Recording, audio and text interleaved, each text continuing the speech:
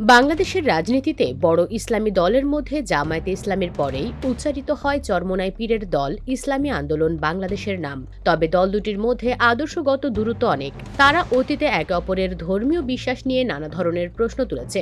প্রচণ্ড জামায়াত বিরোধী মনোভাব রয়েছে ইসলামী আন্দোলন বাংলাদেশের নেতাদের মধ্যে। বিভিন্ন সময়ে দলটির নায়েবে আমির মুফতি ফয়জুল করিমের বক্তব্যে তা প্রমাণিত। দলের প্রায় প্রত্যেক নেতাকর্মী জামায়াতে ইসলামের কঠোর সমালোচনা করে বক্তব্য দেন নিয়মিত। জামায়াতের নেতাকর্মীদের ভেতরেও চরমোনাই পীরের দল নিয়ে চরম অসন্তোষ আছে। দলটি যখন ইসলামী শাসনতন্ত্র আন্দোলন নামে পরিচালিত হতো, তখন জামায়াতে ইসলামের জনপ্রিয় নেতা মাওলানা দেলোয়ার হোসাইন সাইদি তাদের অন্যতম পৃষ্ঠপোষক ছিলেন। পরে জামায়াতের সাথে তাদের আদর্শিক দূরত্ব সৃষ্টি হলে মাওলানা সাইদি তাদের নৈকট্য থেকে সরে আসেন। এরপর থেকে দল দুটির দূরত্ব আর কমেনি, বরং নানা ইস্যুতে আরও বেড়েছে। তবে ইদানিং জামায়াতে ইসলামের কেন্দ্রীয় নেতা বা জেলা উপজেলা পর্যায়ের কোনো নেতাই চরমোনাই পীরের বিরুদ্ধে প্রকাশ্যে কোনো বক্তব্য দিচ্ছেন না। এর কারণ সম্ভবত নির্বাচনকে সামনে রেখে দলটির রাজনৈতিক অবস্থান। গত বছরের গণঅভ্যুত্থানের পর ইসলামী আন্দোলন বাংলাদেশের সাথে দূরত্ব কমানোর চেষ্টা শুরু করেছে জামায়াতে ইসলামী। এজন্য চলতি বছরের শুরুর দিকে জামায়াতের আমির শফিকুর রহমান চরমোনাই পীর সৈয়দ মোহাম্মদ রেজাউল করিমের সাথে সৌজন্য সাক্ষাৎ করেন। এরই ধারাবাহিকতায় কিছুদিন আগে বিশিষ্ট ইসলামী চিন্তাবিদ এবং বক্তা মিজানুর রহমান আজহারী চরমোনাই পীরকে উদ্দেশ্য করে জাতীয় ঐক্যের আহ্বান জানিয়েছেন আবেগপূর্ণভাবে। সাম্প্রতিক এক তফসির মাহফিলে মিজানুর রহমান আজহারী জামায়াত ও চরমোনাই ঐক্য নিয়ে বলেন, আমি আমার সম্মানিত ওলামাদেরকে জাতীয় ঐক্যের আহ্বান জানাই। আমরা সবাই নামাজ কায়েম করতে চাই, সেটা জামায়াত, হেফাজত ইসলামী আন্দোলন বা তাবলিগ যেই হোক না কেন। আমরা সবাই বলি জাকাত আদায় করতে হবে, নারীদের পর্দা করতে হবে, শালীন পোশাক পরতে হবে। আমরা বৈষম্য বিরোধী বাংলাদেশ চাই, মেধার ভিত্তিতে মূল্যায়ন চাই।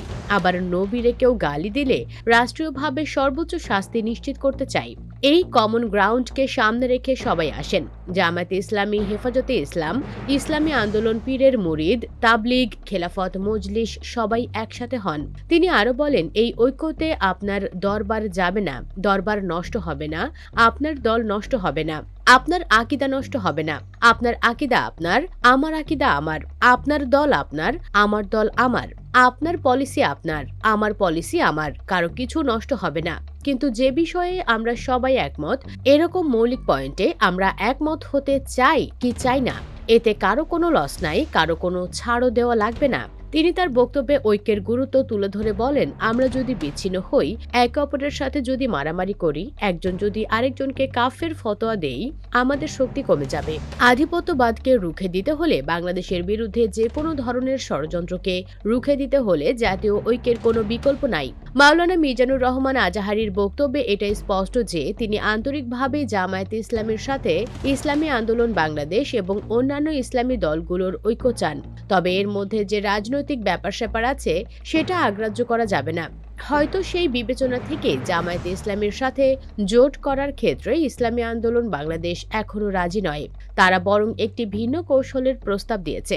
ইসলামী আন্দোলন বাংলাদেশের আমির ও চরমোনাই পীর মুফতি সৈয়দ রেজাউল করিম এ প্রসঙ্গে গত 9 অক্টোবর দলের কেন্দ্রীয় কার্যালয়ে গণমাধ্যমকে দেওয়া সাক্ষাৎকারে বলেন, আসন্ন ত্রয়োদশ জাতীয় সংসদ নির্বাচনে জামায়াতে ইসলামী বা অন্য কোনো রাজনৈতিক দলের নেতৃত্বে কোনো ইসলামী জোট গঠন করা হবে না। তিনি আরো বলেন, নির্বাচনে অংশ নেওয়া দলগুলোর সমর্থন ও সমন্বয় নিশ্চিত করতে আসন ভিত্তিক একটি লিয়াজো কমিটি গঠন করা হবে।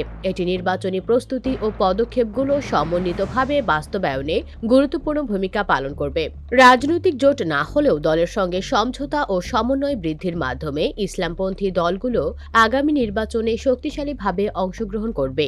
চরমোনাই পীরের এই বিবৃতিতে বোঝা যাচ্ছে, মিজানুর রহমান আজহারীর আহ্বান কিছুটা হলেও কাজ করেছে। জোট না করুক, তারা অন্তত একসাথে কাজ করার আগ্রহ দেখিয়েছে। ভিডিওটি ভালো লাগলে লাইক ও শেয়ার করুন এবং আমাদের চ্যানেলটি সাবস্ক্রাইব করে রাখুন। ধন্যবাদ।